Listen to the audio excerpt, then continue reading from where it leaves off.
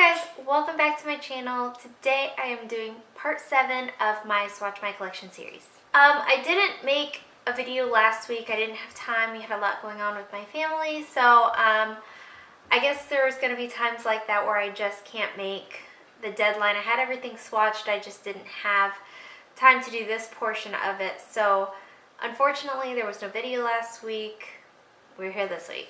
I asked you last time what you wanted to see as far as colors go, that I wanted to kind of do a swatching of colors, and I got a lot of people saying green. So this first part, because I'm kind of going in like 2-week increments, this first part is going to be green.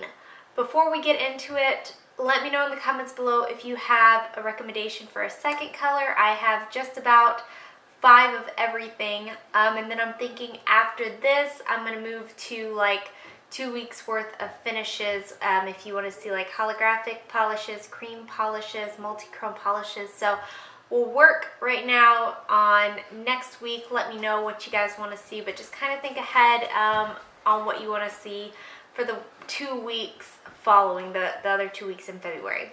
Whew, what a long drawn out intro.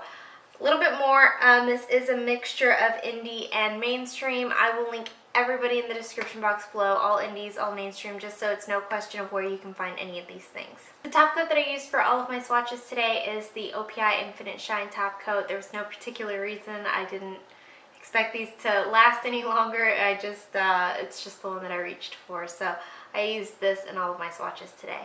Okay, working in no particular order of favorites, I'm just going to go lightest to darkest. So this week, my lightest green polish is from Jamberry, and this is Tropic. This is a light lime cream polish that dries to a semi-matte finish. It had a really great formula. It was completely opaque in 2 coats for me. Depending on your application, you may end up needing 3 coats. It does get a little bit patchy and a little bit streaky there if you're not super careful with your application, as do most polishes that dry matte. If you work with it a little bit too much, it'll start to drag the polish off. But again, that's pretty much all polishes that don't dry glossy. This polish is absolutely beautiful as a full manicure. It is being discontinued though, so if it's something you're interested in, please grab it while it's available. So in my swatch photo, you're going to see 2 coats of Tropic and a glossy top coat. The next polish is from Cupcake Polish, and this is called I'm a Sucker for Green, and this is a bright grass green linear holographic polish. I got this in my Christmas swap with Bethany, Housewife Nails.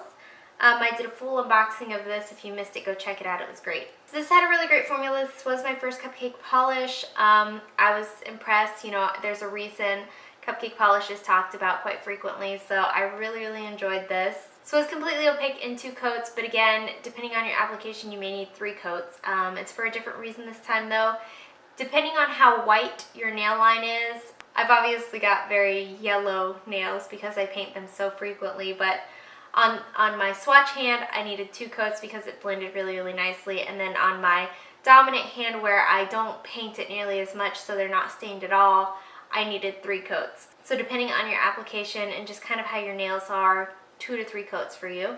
This is also one where the holographic will be more apparent as it dries. If you apply it and then take a photo of it wet, the holographic isn't going to show for anything. And then a top coat, it does help bring it out because it dries like a little bit dull, but it also helps to brighten up that holographic. So if you let everything dry completely, it'll be super holographic. So in my swatch photo, you're going to see 2 coats of I'm a Sucker for Green and a glossy top coat.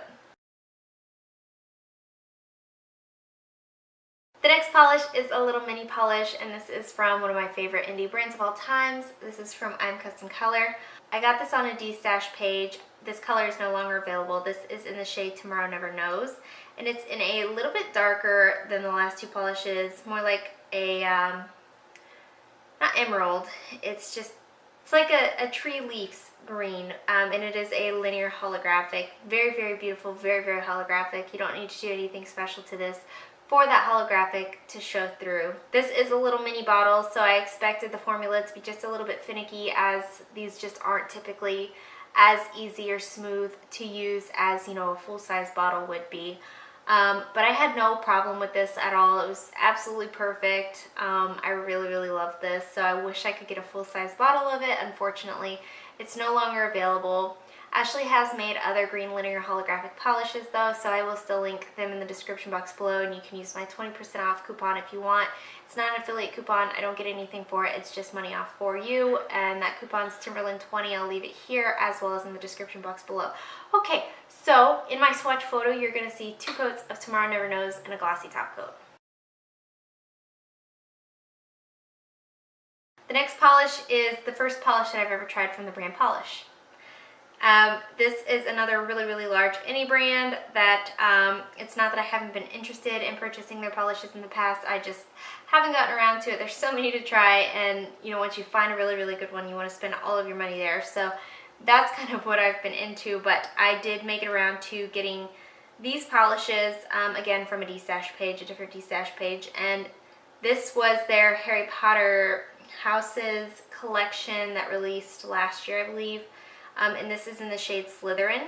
It's a deep emerald green jelly polish with a bunch of like shredded silver micro glitter. Really, really beautiful. Depending on your application, again, 2 to 3 coats. It is a jelly polish. I did do thicker coats for my swatch photos, so you will see 2 coats in that, but you may end up needing 3. I don't know. But it was really, really nice to work with. It did dry down pretty glossy. Again, I still recommend a glossy top coat or a matte top coat. This looks absolutely stunning with a matte top coat. I am a firm believer in matting all of these like larger glitters and flakies. So it does look really, really nice with a matte top coat.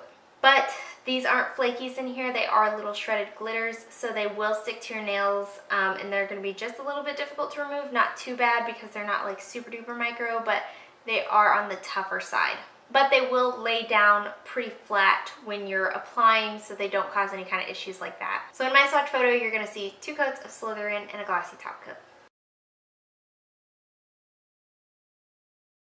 And last but not least is a polish from Zoya that I've really been wanting to try out for a while. Again, shout out to Bethany for this in my swap box. This is Merida, and it is one of their scattered holographic polishes that everybody seems to be having a stink about.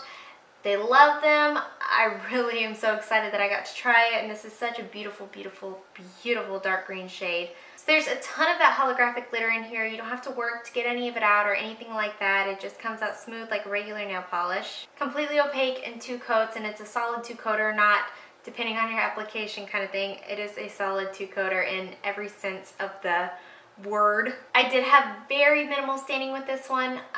Nothing that a light buffing wouldn't have gotten out. I try not to buff my nails though, as it's going to make them weaker. I'd rather just paint over the yellow and, you know, call it a day, but a light buffing would have gotten that out. I didn't do it. So in my swatch photo, you're going to see 2 coats of Merida and a glossy top coat.